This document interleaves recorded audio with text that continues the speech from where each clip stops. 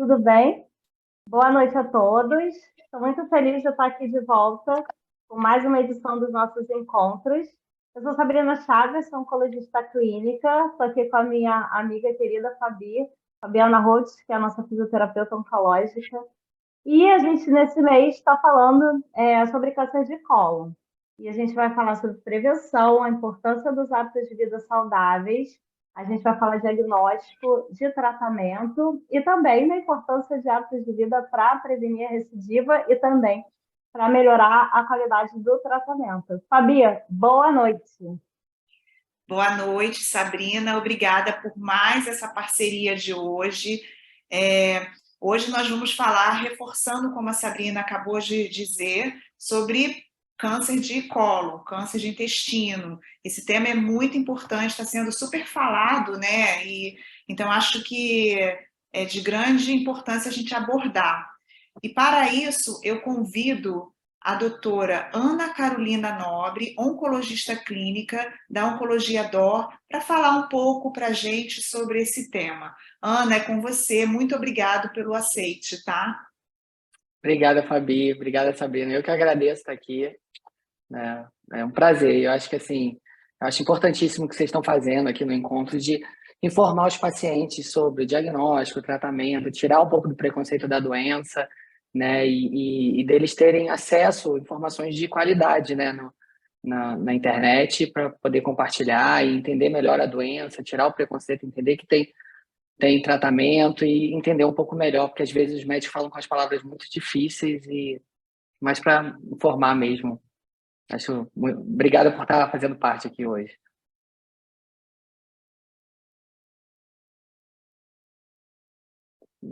Nosso principal papel e objetivo assim, principal dos nossos encontros é a gente conseguir exatamente trazer esse olhar do paciente, o entendimento. Eu lembro que há um tempo atrás eu fiz um post sobre a colonoscopia, quando teve o diagnóstico, né, o Pelé teve o diagnóstico, o tratamento, e eu achei curioso que pouca gente sabia o que é a colonoscopia, mesmo com os médicos prescrevendo, né? Então, o exame é pedido, se fala sobre ela o tempo inteiro, só que no fundo ninguém sabia nem como é que se faz e o que era a colonoscopia, né? Então, eu vejo muita importância nessa nossa conversa, que a gente consiga trazer as principais dúvidas e simplificar. E aí, para começar, eu acho que vale a pena a gente falar de prevenção, né? A gente sabe que câncer de cólon está com uma incidência muito alta no nosso país, ela vem crescendo principalmente por conta dos hábitos de vida ruins que nossa população tem. Então, acho que um ponto de partida é a questão da prevenção. É possível a gente prevenir câncer de cólon em reto, Carol? Sim, câncer de colo em reto é hiper, a gente pode prevenir com certeza, né? Então, assim, acho que tem duas maneiras de prevenir. Uma é você ter hábitos de vida que possam diminuir o risco de ter câncer, né? No caso, câncer de cólon e reto. E outra coisa é o que a gente pode fazer para diagnosticar precoce. No caso do câncer de reto, uma coisa é prevenção, e o que é interessante do câncer de reto, que você consegue prevenir antes do tumor virar um câncer, né? Que a maioria dos tumores você consegue pegar a doença precoce, que, né, a gente sabe que quanto mais precoce o diagnóstico, mais chance da pessoa ficar curada, menos é agressivo o tratamento, menos chance de ter que fazer quimioterapia, etc, etc. Então, assim, muitas das vezes, assim, a gente tenta ter o diagnóstico precoce. Por exemplo, mama, a gente acaba diagnosticando precoce, mas já é um câncer. O colo retal, não. A gente diagnostica antes de virar um câncer. A gente consegue prevenir que um pólipo vire um câncer. Então, isso que é muito interessante do câncer de cólon do intestino, né, e do reto. Enfim, então, para prevenção, nossos hábitos de vida, né? Então, assim, acho que isso vale para todos os tipos de câncer. A gente tem um hábito de vida saudável, o sedentarismo diminui, o sedentarismo aumenta muito o risco de câncer, né? De todos os cânceres, inclusive, e muito do câncer coloretal. A pessoa fazer atividade física, então, previne, né? Tanto porque diminui o sedentarismo, que é um fator por si só, e outro fator de risco é a obesidade. Então, fazendo atividade física, você diminui a obesidade, que é um fator de risco para câncer, né? Então, em termos de hábito de vida, seriam atividade física, né? Manter um peso adequado. E hoje em dia tem aquela questão da ingesta de carne, né? Que eu acho que é uma coisa que todo mundo conversa e que saiu há um tempo atrás, um estudo mostrando que o risco de você usar muita carne processada, mas era uma quantidade bem alta de carne processada, que é o salame, presunto e tal, isso poderia aumentar o risco de câncer de intestino, né? Então, também tem alguns estudos, né? Hoje em dia a gente tem estudado muito a flora bacteriana, a nossa microbiota intestinal, para ver se tem alguma relação. Ainda a gente não conseguiu provar nada, mas tem alguns estudos que o uso de antibiótico na infância possa mudar a flora bacteriana, e isso pode aumentar um risco, talvez, futuro de câncer de intestino, mas é uma coisa muito discutível, né? Eu tenho uma filha pequena e ela está fazendo antibiótico agora, eu fico assim, vai fazer uma sinusite, uma meningite, que é pior do que ter no futuro talvez um risco de câncer de colo, que é assim, os estudos não conseguem ainda fechar, então assim, é uma coisa muito, eu acho que isso a gente não pode mudar a prática, né? Mas acho que principalmente, então, a prática e atividade física é importantíssima, manter o controle de peso, né? Então, eu acho que assim, não é não comer carne processada, eu acho que tudo na vida tem que ser bem balanceado, não pode ser 8 ou 80, né? Também atividade física demais também lesiona. Então, né? Então, assim, tudo na vida acho que tem que ser uma coisa regrada, né? E, então, isso nos hábitos de vida. Agora, uma coisa muito importante é a questão do diagnóstico precoce. Então, porque o câncer de intestino, ele normalmente vem de um pólipo que vai mudando, as células vão ficando cada vez mais esquisitas, até uma hora que ela começa a multiplicar de forma desordenada, até acabar que vira uma célula de câncer, né? Que a célula de câncer é uma célula que começa a multiplicar de forma desordenada e tem capacidade de sair daquele lugar e ir para outros órgãos. Então, antes dessa célula virar uma célula de câncer, num pólipo que ainda tem alterações, que ele ainda é esquisito, mas não é câncer, você consegue, numa colonoscopia, que é um exame que o médico vai com um aparelhinho, que nem a endoscopia, mas ele entra pelo ânus e olha todo o intestino por dentro. E aí ele consegue ver se tem algum pólipo lá, ele tira o pólipo e depois a gente vê na peça que aquele pólipo tinha alguma célula maligna ou que podia ser um pólipo com risco maior de virar um câncer. Então, na colonoscopia, você previne e tira, você já trata. Você trata um pólipo que poderia virar um câncer, daqui a uns 10 anos a pessoa tem que operar, e é um câncer que não tem sintoma no início, né? Dependendo da localização, ele pode ter sintoma, mas ele até, porque o intestino é um tubo, né? Como se fosse um canudo. E aí o tumor vai crescendo e vai atrapalhando a passagem das fezes. Então, quando acontece no intestino do lado mais perto do reto, que as fezes estão mais duras, né? Porque as fezes passam pelo intestino e aí vai absorvendo água e as fezes vão ficando duras ao longo do tempo. Quando acontece do lado esquerdo, às vezes a gente diagnostica mais precoce porque as fezes estão duras, elas não conseguem passar. E isso dá sintoma no paciente. Mas até formar um tumor, aquilo já está há muito tempo ali e era um pólipo há uns 10 anos atrás que poderia ter sido retirado na colonoscopia. Então, assim, se a população inteira fizesse uma vez na vida uma colonoscopia, diminuiria o risco de câncer de intestino em torno de 30%, que é muita coisa. Então, se todo mundo fizesse, a gente quase não iria ver câncer de intestino.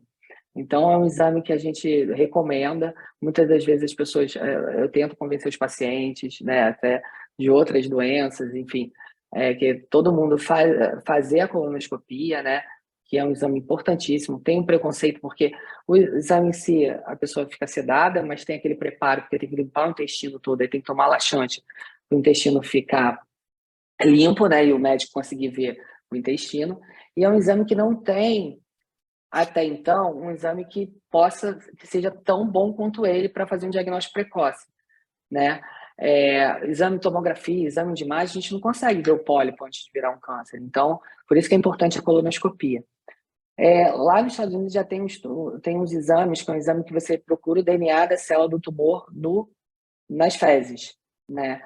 Mas é um exame caro, sei lá, $500, $600, né? Que eles colocaram até no guideline de acompanhamento, que você pode fazer uma vez por ano, mas isso não é a nossa realidade aqui, e também não sei o quanto que isso substituiria a colonoscopia, né? Acho que a colonoscopia, porque esse exame ele vai ver a célula, mas ele dá negativo, a gente também não tem certeza que não tem nada no intestino.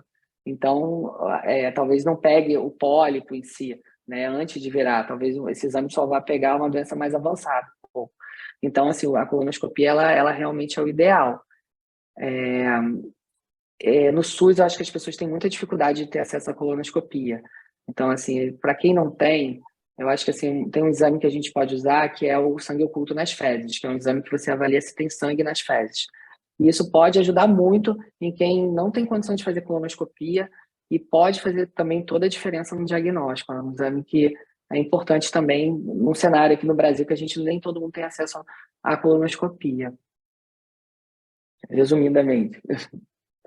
Carol, nossa, que informação assim, né, que vale ouro para a gente, né? Agora, você falou em colono, né? Eu queria que você falasse um pouco qual é a recomendação para que as pessoas façam colono, tem uma idade específica, aquelas pessoas que têm história familiar, o pai, a mãe, o irmão que Sim. tiveram câncer de intestino, existe alguma recomendação mais precoce para fazer o exame? Como é que funciona? Explica para a gente um pouquinho. Então, o consenso pela OMS, eles colocam a partir de 50 anos fazer a colonoscopia. O guideline, a Sociedade Americana, ela já recomenda aos 45 anos, assim, todo mundo que passou dos 45, fazer colonoscopia. A colonoscopia normal só vai repetir 10 anos depois. Então, o exame ser chatinho, mas, cara, salva e você só faz depois, a cada 10 anos, se ele estiver normal. Agora, quem tem uma história familiar, o ideal é que faça a colonoscopia 10 anos antes. Ou seja, se teve um pai, um irmão que teve um câncer de intestino com 40, tem que começar com 30. Teve com 30, tem que começar com 20. E outra questão são pessoas que têm diagnóstico de doenças inflamatórias intestinais, ou seja, doenças do intestino, né? Doença de Crohn, retocolite, são doenças que o intestino inflama. Então, esses pacientes têm um risco maior e aí eles também têm um acompanhamento mais diferenciado. Eles têm que fazer um acompanhamento com gastro, com a colonoscopia mais frequente. Então, assim, o importante é assim, todo mundo depois dos 45 recomendo fazer colonoscopia. E as pessoas que têm história familiar, fazer 10 anos antes do familiar. Eu acho legal também comentar que a gente tem muito paciente, né, um público que chega no nosso YouTube, que acompanha a gente, que já são pacientes oncológicos, né? Às vezes o paciente está tratando câncer de mama, pulmão, e acho importante lembrar que esses pacientes também, né, têm que fazer Então, os exames, né, seguir o acompanhamento paralelo, não só da coluna, a gente está falando do câncer de intestino, mas também os exames de rotina, né, Carol? sim, sim, sim. A colônia serve para todo mundo. A pessoa está curada de mama, mas tem intestino, né? Então todo mundo tem que fazer. Assim, eu recomendo todo mundo. E assim, a gente acaba pegando, às vezes, né, paciente fazendo um diagnóstico bem precoce, porque acaba que a gente pede. E o que eu vejo, assim, não sei se vocês têm essa impressão, que as mulheres fazem mais colonoscopia, né? Então, a ginecologista normalmente pede colonoscopia. O homem não vai, não tem esse acompanhamento tão regular com o médico.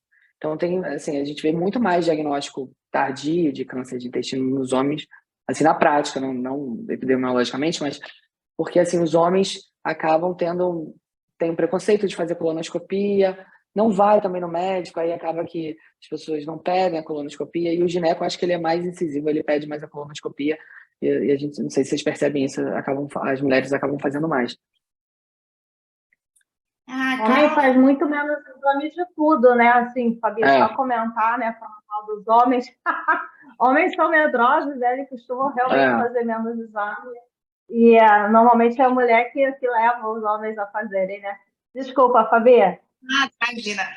Ó, só para ciência de vocês, eu já fiz 2 colonos, e assim, não tem, não é nenhum exame, assim, as pessoas aterrorizam muito, né, a gente, e eu fiz e foi tudo bem, tá? É isso que a Carol falou, o medo, assim, mais o preparo do que o próprio exame, né? E Sim. depois é rápido, a gente não vai ver nada, quando Ah, acabou, pronto, e acho que é isso, é é fazer. só uma diarreia um dia, ok. Enfim, nada demais, nada A que gente fica mais magra, entendeu? Pronto. dá uma secada, né? Carol, É muito você líquido. queria falar um pouco sobre quais são assim os sintomas, né, que faz pensar em câncer de intestino, né? quais são os sintomas que levam a esse diagnóstico, assim, para a gente ter um pouco mais de consciência, para a gente ficar mais atento nesses sintomas e poder até orientar as pessoas ao nosso redor também em relação a isso. Sim. Assim, mais precoce, um dos principais sintomas é o sangramento nas fezes, né? Que às vezes você pode ter um sangramento vivo nas fezes e é muito comum, às vezes, o paciente ter que fazer algum anticoagulante, né? Que tem, afinal, algum remédio para afinar o sangue por conta do coração, e aí acaba fazendo com algum problema do coração e acaba fazendo anticoagulante e sangra, e aí acaba fazendo uma colonoscopia. É bem comum a gente ver isso. Então, o sinal assim, que a gente vê numa doença mais precoce talvez seja o sangue nas fezes. E aí os outros sintomas são sintomas com a doença talvez um pouco mais avançada localmente, não quer dizer que seja com metástase, mas seria dificuldade para evacuar, dor na barriga, alteração do hábito intestinal, ou seja, tem muita prisão de ventre, não tinha um intestino normal e começou a prender, com distensão abdominal, com o abdômen inchado.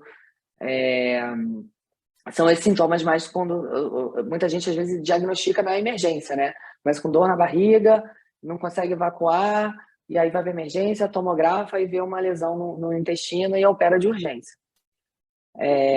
Já os outros sintomas seriam doenças mais avançadas, que seriam, por exemplo, às vezes, porque o câncer de intestino, quando ele costuma dar mais metástase, é como uma semente de uma planta, né? Ele pode ir para o sangue para vários lugares, mas ele tem lugares que ele consegue, um solo que ele se adapta mais e prolifera. Então, assim, o câncer de intestino costuma dar mais metástase para o fígado, para o pulmão. Então, seria o mais comum você ter sintomas relacionados ao fígado, que seria icterícia, o olho amarelado, barriga inchar mais, cansaço, mas são sintomas mais específicos, assim, que podem acontecer em muitas doenças. Então, assim, por isso que o ideal, e aí uma doença mais avançada, o ideal é não diagnosticar com sintoma nenhum. Porque a maioria das vezes a gente vê os pacientes sem sintoma nenhum, né? E aí acabou tendo essa dor abdominal, operou de urgência, ou fez uma colonoscopia e acabou diagnosticando sem, a maioria das vezes, 90% não tem sintoma, né? Carol, constipação é fator de risco? Sabrina, te cortei, desculpa. Constipação é fator de risco para se preocupar com o intestino preso? Não. Uma coisa é você ter o intestino preso seu, né? Outra coisa é você ter o intestino normal e ele ficar preso. Aí você tem que investigar por quê. Mas ter o intestino preso não aumenta, teoricamente, o risco de câncer de intestino. Mas é claro que tem aquela preocupação, se o intestino é mais lento, tem menos fibra, porque a fibra, ela protege. A fibra alimentar, ela protege do câncer de intestino porque ela evita com que as toxinas e tal tenham contato com a pele do intestino. Então, assim, é um fator de proteção. Mas, assim, a gente não tem prova que prisão de ventre aumente o risco, entendeu? É diferente do sintoma. Carol, e aí, pensando aqui nessa ordem que a gente está seguindo, né? O paciente fez a colono, fez a biópsia, tem um tumorzinho, um tumor. A gente, primeiro, tem diferença, assim, quando o paciente diagnostica um tumor de reto e um tumor de cólon, né? O que é reto, o que é cólon? E por que é diferente o tratamento, né? Acho legal falar disso. Então, posso mostrar uma imagem? Acho que vale a pena, né? Peraí, reto. Claro. Deixa eu buscar aqui na internet, gente. Eu não mostrar aqui. Peraí, deixa eu...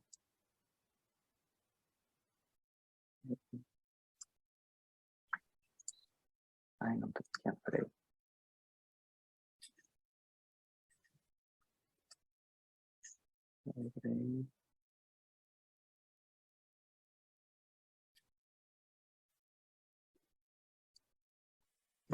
Pode compartilhar a tela, né? Então, aqui, não sei se dá para vocês verem. Não sei se dá para ver o mouse. Dá para ver o mouse, não? Tá ok, Carol. Dá. Então, é só para mostrar que é o intestino grosso, né, para as pessoas.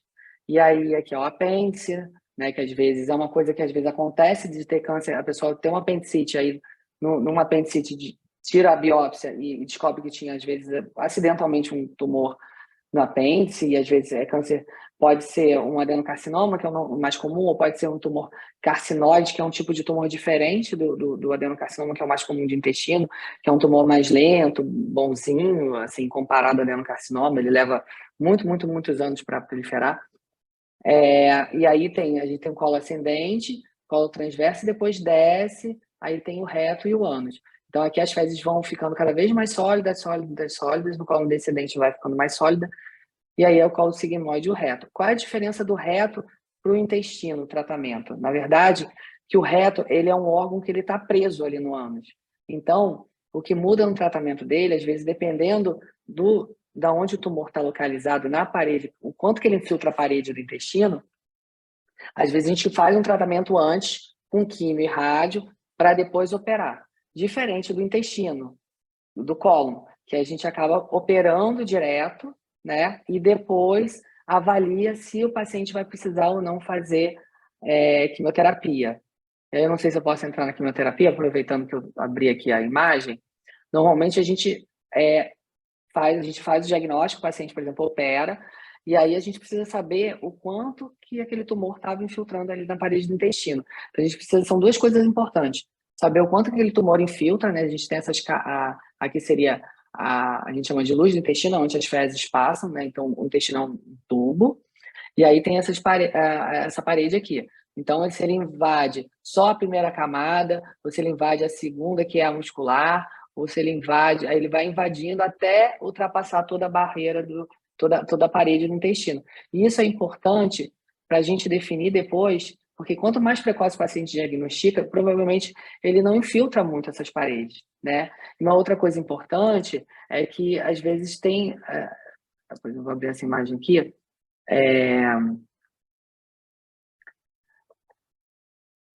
tá pequena. Mas, assim, a gente tem gânglios em volta ali do intestino. Então, a gente precisa saber se aquelas células que estavam ali no intestino, elas foram para algum gânglio. Isso vai ser importante para a gente definir se o paciente tem necessidade ou não de fazer quimioterapia depois da cirurgia. Porque muitas das vezes, a maioria das vezes o paciente faz colônia de diagnóstica precoce, às vezes o tumor ainda está lá no iniciozinho, está invadindo pouco a parede do intestino, e daqui a pouco a parede, e aí aqui seriam os gânglios, né? Essa imagem aqui que tem os gânglios em volta, eles podem não estar acometidos e talvez esse paciente não precise fazer quimioterapia, entendeu? E se tiver, isso é um fator importante, porque os gânglios, eles ajudam a definir se a gente vai ter que fazer quimioterapia depois ou não da cirurgia, né? Carol, então assim, você está me fazendo entender que é um tratamento que não é somente com oncologista, né? Então, assim, é um tratamento multidisciplinar que envolve Sim. outras pessoas. Vários. O gastro outras que faz a colônia. Isso. Quais são as especialidades médicas envolvidas no tratamento do paciente com câncer no intestino? Já que você falou em rádio. No tratamento, assim, no diagnóstico o gastro, né? No tratamento cirurgião. E aí do reto entra o radioterapeuta, né? Com o oncologista para fazer químio e rádio antes, para diminuir, dependendo do quanto que está invadindo a parede do intestino. E ver que às vezes pode operar direto, mas se tiver, dependendo ali, você tem que fazer quimio e rádio, e aí opera e depois avalia se tem que fazer mais algum tratamento complementar.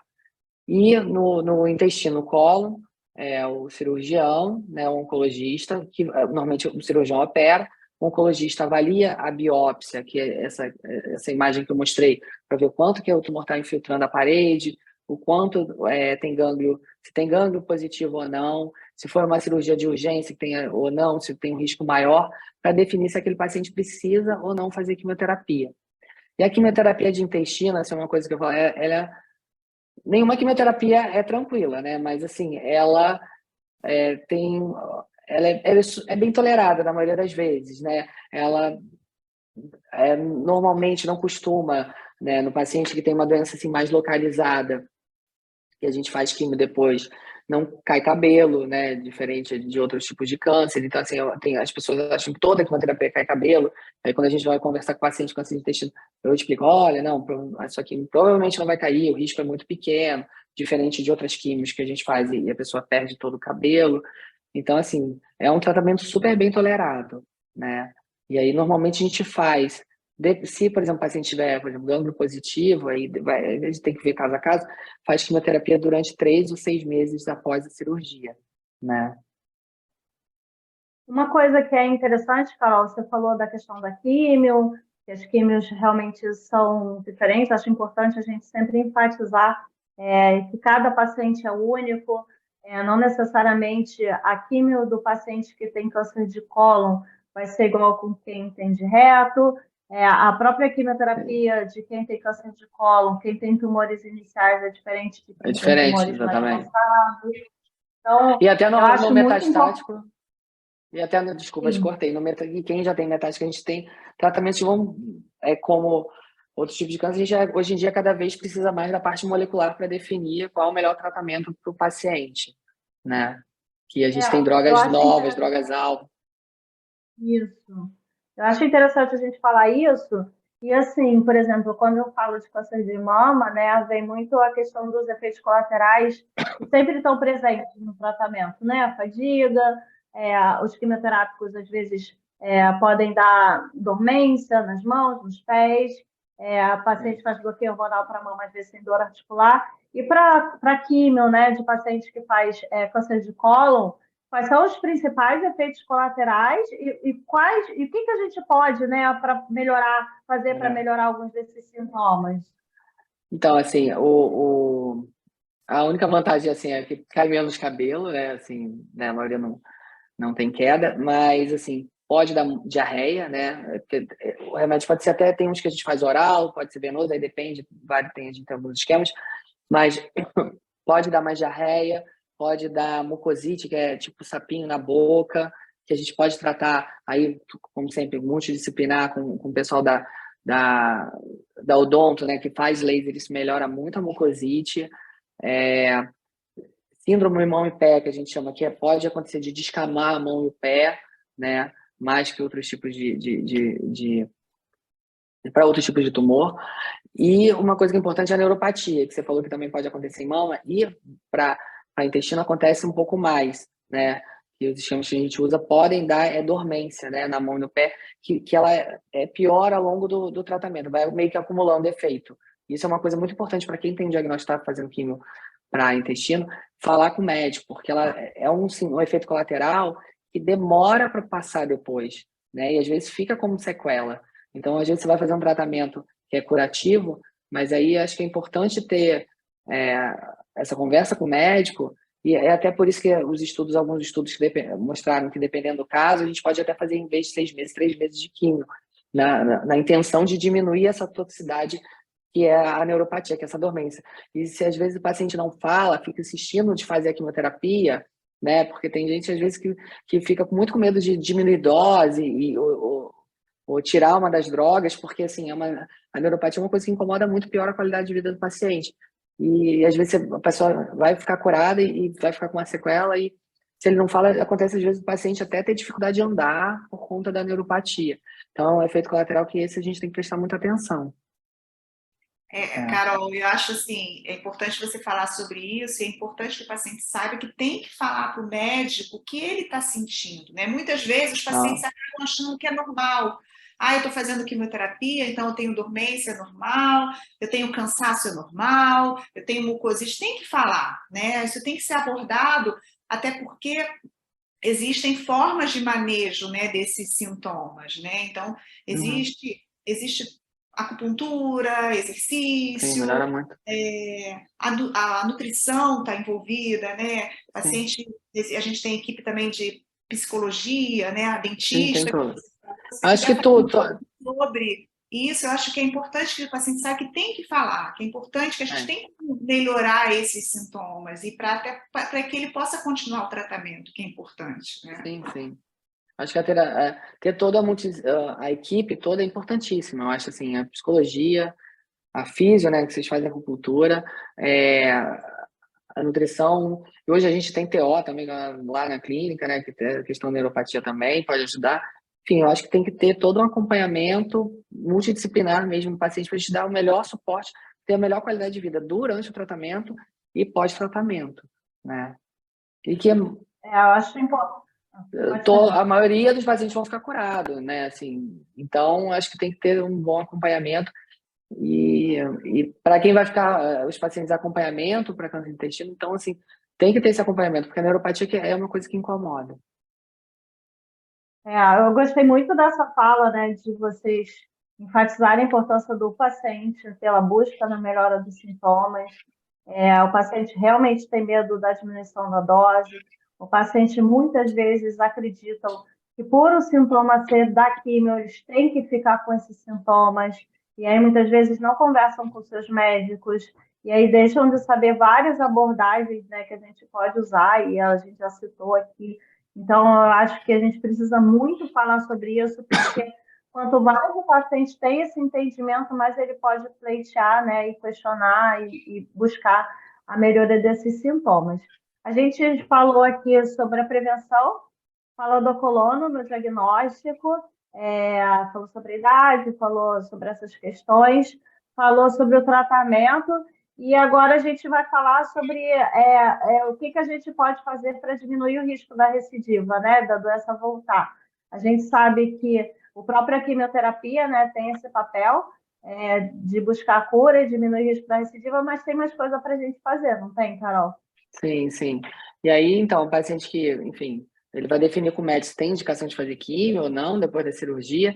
E aí depois, né? Acho que é o momento pós-químio. E agora, o que eu faço, né? Acho que é importante e eu acho que é um momento que a psicologia é muito importante nesse momento, que acho que os pacientes ficam mais perdidos quando acaba a quimioterapia do que quando estão fazendo, porque eles estão focados lá, vou fazer quimio, vou ficar curado e tal. E aí para assim, e aí esse momento, a importância, é importante todo mundo saber que a, o, o estilo de vida é muito importante, né? Isso previne, diminui muito o risco da doença. Então, isso já é uma coisa importante que pode acalmar um pouco essa ansiedade, essa questão que os pacientes têm depois que acabam a quimioterapia. E aí, eu acho que é importante ter uma alimentação saudável, né? Não é uma coisa toda restrita, mas ter o mais saudável possível, balanceada, ter segurar muito a carne processada, mas não é não comer, mas assim, eu acho que ter um balanceamento todo, né, em questão de carne e de tudo, né, ter uma alimentação saudável, rica em fibra, fazer atividade física e uma coisa é discutir com o médico, se vale, porque tem alguns estudos que mostram que o uso do AS pode talvez ajudar em alguma coisa, formação de pólipo, então, enfim, discutir caso a caso. E vitamina D também tem alguns estudos que mostram o benefício de diminuir o risco de recorrência de doença, a gente manter a vitamina D num valor normal e fazer o acompanhamento, que é o mais importante de tudo, né? Ter um acompanhamento com colonoscopia, acompanhamento com oncologista, com todo mundo para prevenir, enfim, uma recorrência, um outro tumor, enfim. E é isso. Ótimo, porque você resumiu, né, bem, e falou de questões importantes, né? Alimentação saudável, exercício físico, mudança de estilo de vida, né? Mudança para melhor, né? Eu sempre falo para os pacientes que o exercício físico só está começando, né? A gente vai melhorar muito mais isso, né? A sua alimentação, atividade física com uma intensidade maior, claro que isso é muito individualizado, né? E pensando na prevenção, né? É importante também um sono reparador, né? Um estilo de vida também mais tranquilo, né? Com menos estresse, enfim. E falando em estresse, você acredita que o estresse pode colaborar em alguma coisa, Carol? Conta pra gente. Acho que não, acho que não. Acho que herpes, essas coisas sim, mas acho que câncer não. A gente vê pessoas enfim, monge budista com câncer, então assim, zen, é difícil. A Fabiana, ela faz uma enquete sobre isso, que eu já sei. Ela já perguntou isso. Tá fazendo estudo, né? Tá fazendo estudo clínico perguntando. Tá fazendo estudo. É uma questão que todo mundo Ou então, outra questão é você guardar os sentimentos. A angústia provoca, né, alguma coisa, porque os pacientes sempre perguntam. Senão a gente isso, né? É importante a gente enfatizar. Eu acho que na minha opinião, acho que o estresse, ele É ruim atrapalha para muito tudo. todo o processo, né? Eu acho que amenizar esse estresse, controlar esse estresse emocional, seja ansiedade, seja tristeza, seja euforia, qualquer tipo de alteração emocional, a gente vai conseguir abordar melhor todas as questões relacionadas ao tratamento e à própria doença, né? Mas eu sempre caio nessa pergunta e falo, a gente estava discutindo aí, Sabrina, sobre, é porque é né, uma resposta É. que a gente Não não tem tem nem como ser. nada ainda, a gente não tem nada específico, não tem nada certo, né, para responder, né? Eu acho assim, para ter o câncer, acho que não em si, né? Enfim, mas eu acho que a pessoa que está estressada no tratamento, ela tem muito mais efeito colateral. A pessoa que Exatamente.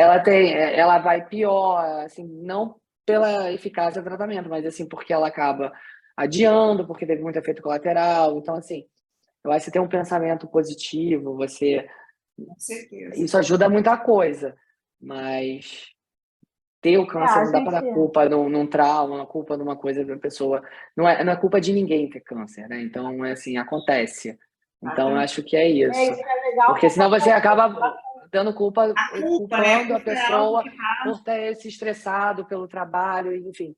Não é culpa de ninguém, né? Então, assim, primeiro que a gente não tem dado científico, né, direto, já teve estudo que tentou fazer essa mensuração, essa relação de estresse e angústia e sofrimento com câncer, e a gente não teve nada. O que a gente teve, né, e que a gente sabe é que quem tem depressão, quem tem ansiedade, tem uma alimentação pior, se exercita menos, e isso sim, a sim. gente tem dado científico. E outra coisa interessante é que criança tem câncer, né? Por que criança tem câncer? Acabou de nascer, como é que sofreu, já teve, né? Então, isso mostra também uma questão Sim. relacionada também Aposentado, à né? epigenética, aposentada, epigenética, porque o bebê que nasce, ele já carrega coisas dos seus pais, né, de hábitos de vida dos seus pais, ele já traz algumas alterações relacionadas a isso. Então, mais uma vez que a gente volta na questão dos hábitos de vida. E a questão da culpa é muito importante, porque se um paciente, né, ele acha, né, por questões de mitos que existem, que a ansiedade dele, a depressão dele gerou um câncer, depois que ele passar, ela vai continuar tendo estresse, vai continuar tendo ansiedade, porque isso não sai do nosso mundo, e ela vai, além de ter essas ansiedades, se sentir culpada quando tiver, né? Então, olha que louco. Então, que todo mundo consiga tirar isso. E a gente está chegando aqui para o fim. Carol, o paciente teve o câncer, fez o tratamento, está com hábitos de vida saudáveis. Como é que é o segmento dele? Assim, como é que ele é acompanhado? Que exames que ele faz? Como é que é feito Ah, esse acompanhamento? aí depende do estadiamento do tumor, enfim, o ideal é fazer colonoscopia, né? Dentro do primeiro ano pós-cirurgia. Quem não fez colônia, que às vezes operou de urgência, fazer logo a colonoscopia depois da cirurgia ou da quimioterapia, enfim. Acho que o importante é a coluna, exame de imagem, né? Que aí pode ser tomografia, ressonância, aí depende de caso a caso, né? Mas tem um acompanhamento com o oncologista e o multidisciplinar, né? Por conta de tudo que a gente falou agora, com cirurgião, com gastro, acho que é isso. Não é nada, o acompanhamento é super tranquilo. Carol, você conseguiu, acho que, explanar tudo, né? Falando um Deu pouco para mim. desde o início, desde a prevenção até o final do tratamento, controle, né? Eu acho que foi fantástico. Eu queria que você gostaria que você deixasse uma mensagem final para a gente sobre esse tema, né? Uma mensagem principalmente para os pacientes, para os nossos pacientes, para quem está assistindo, que é para quem vai assistir, uma mensagem final sobre esse tema. Acho que a mensagem final é: façam colonoscopia, por favor. E peçam para os seus familiares fazerem a colonoscopia, que é um exame que salva, né? Você diagnostica antes de ser um câncer. Então, assim, acho que é para lembrar de alguma coisa, faça a colonoscopia e que é isso, né? Então, chegamos aqui no nosso propósito, né? A gente terminando. O pessoal hoje estava tímido, não fez pergunta, mas também a gente trouxe informação pra caramba, né? Já ficou Sigam tonto já. acompanhando a gente. sigam acompanhando os nossos encontros. A gente tem algumas edições que são presenciais, a gente reveza uma presencial e uma online. Eles estão um sucesso, o nosso YouTube traz esse retorno de que os temas são interessantes. A gente quer, né, que vocês sugiram também, podem sugerir até no comentário do próprio evento, né, que está salvo no YouTube. A gente já falou de espiritualidade, de alimentação, de exercício, de acupuntura, de medo da doença voltar. Já falou de diversos tipos de câncer e continuaremos falando sobre isso. Então, fiquem à vontade. Agradeço, Fabi, por estar aqui com a gente nessa caminhada. Carol, por ter topado. Novidades virão, né? A gente já adianta aqui que tem uma novidade vindo para vocês com essa turminha, eu, Fabi e Carol. Aguardem a gente. E é isso. Fabi, um beijo. Carol, um beijo. Obrigada, gente. Beijo. Obrigada.